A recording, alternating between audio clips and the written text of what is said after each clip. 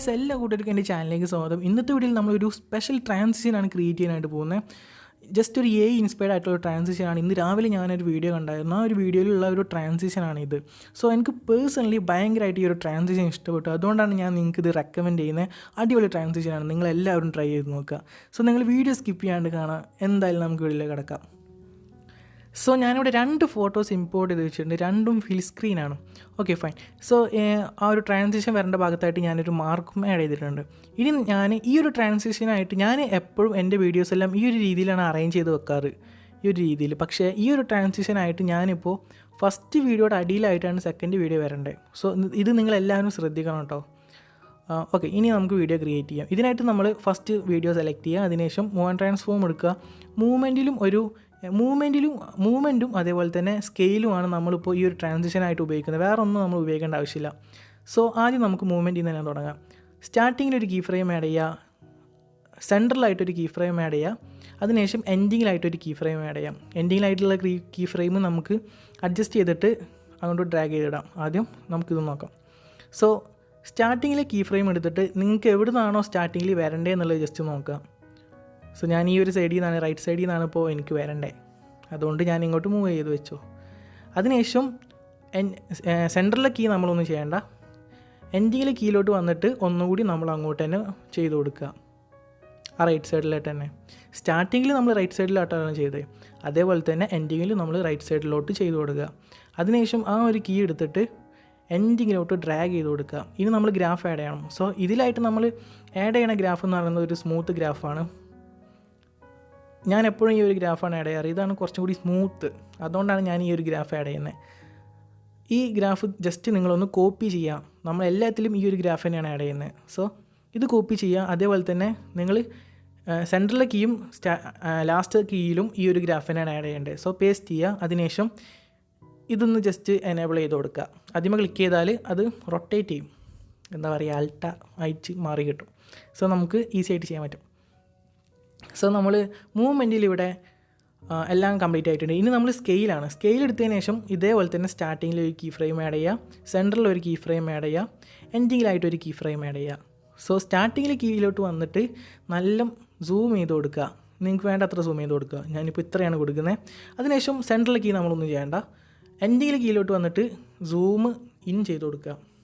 നിങ്ങൾക്ക് എത്രയാണോ വേണ്ടത് എന്നുള്ളത് നോക്കിയിട്ട് ഞാനിപ്പോൾ എത്രയാണ് കൊടുക്കുന്നത് അത്ര ചെയ്ത് കൊടുക്കുക. അതിനുശേഷം ആ ഒരു കീ എടുത്തിട്ട് എൻഡിങ്ങിലോട്ട് ഡ്രാഗ് ചെയ്തിടുക. അത് മറക്കരുത് കേട്ടോ. ഇനി നമുക്ക് ഗ്രാഫ് ആഡ് ചെയ്യാം. നമ്മൾ മറ്റേൽ ആഡ് ചെയ്ത ഗ്രാഫ് തന്നെയാണ് ഇവിടെ ആഡ് ചെയ്യുന്നത്.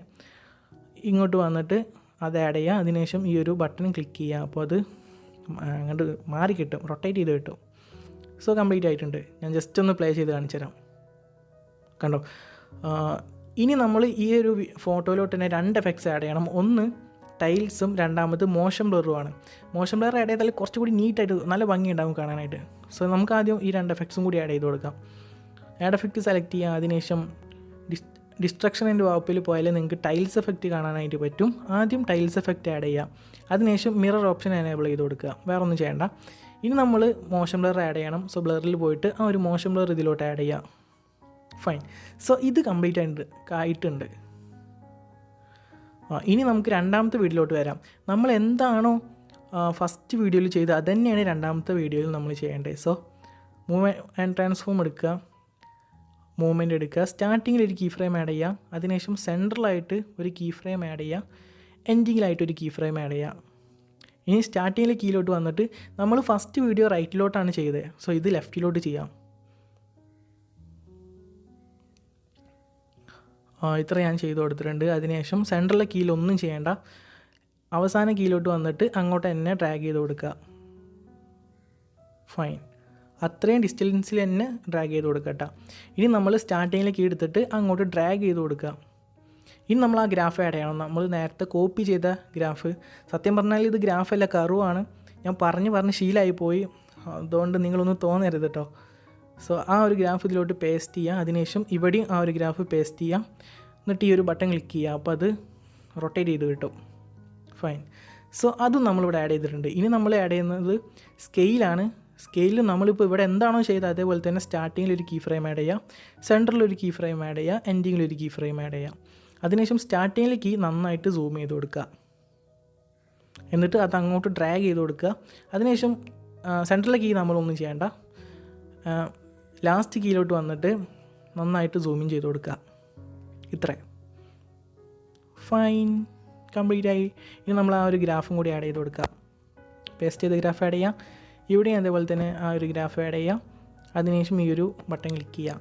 സോ അത് മറ്റേതായി കിട്ടും, നമ്മൾ നേരത്തെ പറഞ്ഞ തന്നെ. ഓക്കെ, സോ കംപ്ലീറ്റ് ആയിട്ടുണ്ട്. വാവ്, എനിക്ക് പേഴ്സണലി നല്ലതായിട്ട് ഈ ഒരു ട്രാൻസിഷൻ ഇഷ്ടപ്പെട്ടു കേട്ടോ. ഭയങ്കര അടിപൊളിയാണ് ഈ ഒരു ട്രാൻസിഷൻ കാണാനായിട്ട്. ഞാൻ പ്രിവ്യൂവിൽ കാണിച്ചു തരുന്നുണ്ട്. ഇതിലും അതേപോലെ തന്നെ നമ്മൾ ടൈൽസ് എഫക്റ്റ് ആഡ് ചെയ്യണം. സോ ടൈൽസ് എഫക്റ്റ് ആഡ് ചെയ്തതിന് ശേഷം മിറർ ഓപ്ഷൻ എനേബിൾ ചെയ്ത് കൊടുക്കുക. അതേപോലെ തന്നെ നമ്മൾ മോഷൻ ബ്ലറും ആഡ് ചെയ്യണം. അതും ആഡ് ചെയ്തിട്ട് അതും മാത്രം ആഡ് ചെയ്യുക. സോ കംപ്ലീറ്റ് ആയിട്ടുണ്ട്, സംഭവം കംപ്ലീറ്റ് ആയിട്ടുണ്ട്. സോ ഇത്രയുള്ള ഈ ഒരു ട്രാൻസിഷനായിട്ട് ഇനി ഞാൻ ജസ്റ്റ് ഒന്ന് കാണിച്ചു തരാം. ഇതൊന്ന് കോപ്പി ചെയ്തിട്ട്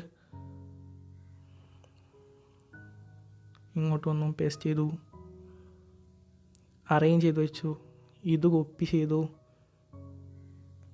ഇങ്ങോട്ട് വന്നു, പേസ്റ്റ് ചെയ്തു, അറേഞ്ച് ചെയ്ത് വെച്ചു. ഫൈൻ, കംപ്ലീറ്റ് ആയി.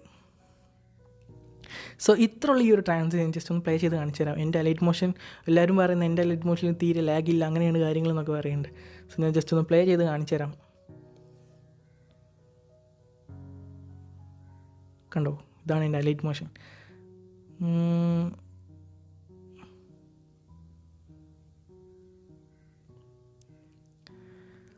സോ ഇതാണ് ഈ ഒരു ട്രാൻസിഷൻ. സോ എല്ലാവർക്കും ഇഷ്ടപ്പെട്ടിട്ടുണ്ടാവുമെന്ന് വിചാരിക്കുന്നു. എല്ലാവരും ഇത് യൂസ് ചെയ്യുക. അടിപൊളി ട്രാൻസിഷനാണ്. എനിക്ക് പേഴ്സണലി ഭയങ്കരമായിട്ട് ഈ ഒരു ട്രാൻസിഷൻ ഇഷ്ടപ്പെട്ടു. എല്ലാവരും ട്രൈ ചെയ്ത് നോക്കും. ഞാൻ സ്റ്റാർട്ടിങ്ങിൽ പറഞ്ഞ പോലെ തന്നെ ഒരു ഇൻസ്പയർഡ് ആയിട്ടുള്ളൊരു ട്രാൻസിഷനാണിത്. ഇന്ന് രാവിലെ ഞാനൊരു വീഡിയോ കണ്ടപ്പോൾ അതിന് ഇൻസ്പയർ ആയിട്ട് ചെയ്തൊരു ട്രാൻസിഷനാണിത്. സ്വന്തമായിട്ട് ഞാൻ ക്രിയേറ്റ് ചെയ്തൊന്നല്ല, ഇൻസ്പയർ ആയി ചെയ്തൊരു ട്രാൻസിഷനാണിത്. സോ എല്ലാവരും ട്രൈ ചെയ്ത് നോക്കുക, മാക്സിമം യൂട്ടിലൈസ് ചെയ്യുക. സോ ഇതുവരെ വീഡിയോ സ്കിപ്പ് ചെയ്യാണ്ട് കണ്ട എല്ലാവർക്കും ഒരുപാട് നന്ദി. Thanks for watching. See next time. By.